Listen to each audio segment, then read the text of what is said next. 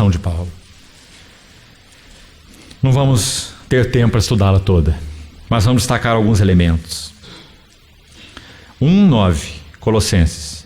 Por esta razão, também nós, desde o dia em que o ouvimos, não cessamos de orar por vós e de pedir. Qual era então o seu encargo, sua carga, baseado na visão que ele tinha do eterno propósito de Deus, das glórias de Cristo? É pedir que transbordeis de pleno conhecimento da sua vontade. Palavra que também ele usa de modo especial, essa palavra pleno conhecimento. Epignosis. Pleno conhecimento da sua vontade. A fim, ou em toda a sabedoria, e olha essa frase, essa palavra aqui, né? Importante, essa frasezinha.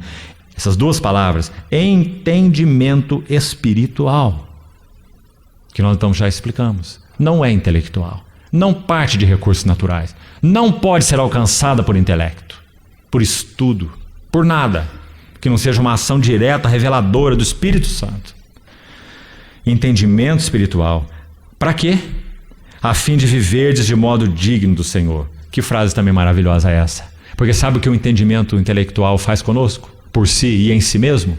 Ele já disse, Paulo mesmo, 1 Coríntios 8:1. Ora, o saber ensoberbece. O saber ensoberbece, mas o amor edifica.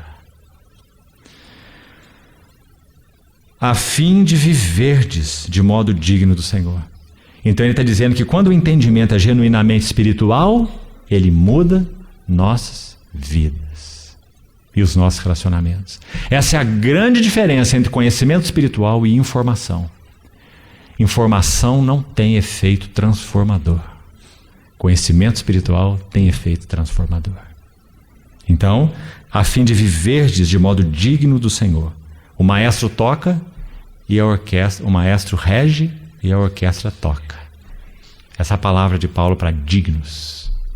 Há uma harmonia, há uma correspondência entre aquele que rege e os que são regidos. Para viver de modo digno, compatível, idôneo com o Senhor, com o que o Senhor é. Para o seu inteiro agrado. Podemos dizer assim, irmãos, que a motivação de todas as epístolas do Novo Testamento é que sejamos agradáveis a Deus. O autor de Hebreus, no final do capítulo 12 da epístola, ele diz assim: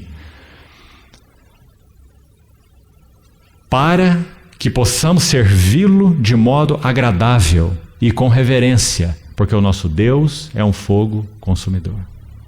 Retendo a graça que nos foi dada, sirvamos a Deus de modo a agradá-lo, de modo agradável, com reverência e santo temor, porque nosso Deus é um fogo consumidor.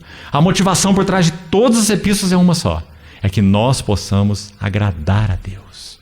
Nosso irmão nos lembrava hoje pela manhã aquele versículo de Neemias capítulo 8, quando Esdras lê a lei diante do povo, e eles choram ouvindo a palavra do Senhor, e a palavra do Senhor perfura o coração deles, e eles se prostram em adoração. Então, aqueles que ministravam vão dizer assim: não pranteis nem choreis, enviai porções aos que nada têm, esse dia consagrado ao Senhor, porque a alegria do Senhor é a vossa força.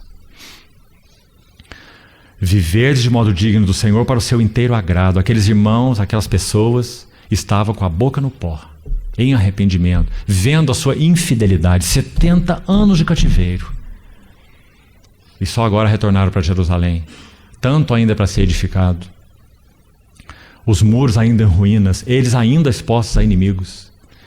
Então, quando a palavra de Deus penetrou o coração deles, eles viram aquilo, eles se prostraram diante do Senhor, em humilhação, arrependimento e adoração. Então, essa é a alegria do Senhor. O Senhor estava agradado, o Senhor estava satisfeito, porque eles tinham um coração de arrependimento e responderam à palavra que perfurou o coração deles. Então eles ouviram a alegria do Senhor. O Senhor está satisfeito, o Senhor está contente, e essa é a vossa força. A mesma coisa Paulo diz aqui: para o seu inteiro agrado, frutificando em toda boa obra e crescendo no pleno conhecimento de Deus. Veja as palavras similares à oração de Efésios: sendo fortalecidos com todo o poder. Ele usou essa mesma frase na oração do capítulo 3 de Efésios, não é? Fortalecidos com todo o poder mediante seu Espírito no homem interior. E aqui ele repete a mesma frase: E diz: fortalecidos com poder segundo a força da sua glória, que nós já comentamos, a sua majestade pessoal, em toda perseverança. É contemplando a majestade pessoal do Senhor Jesus que nós adquirimos perseverança. Que linda conexão!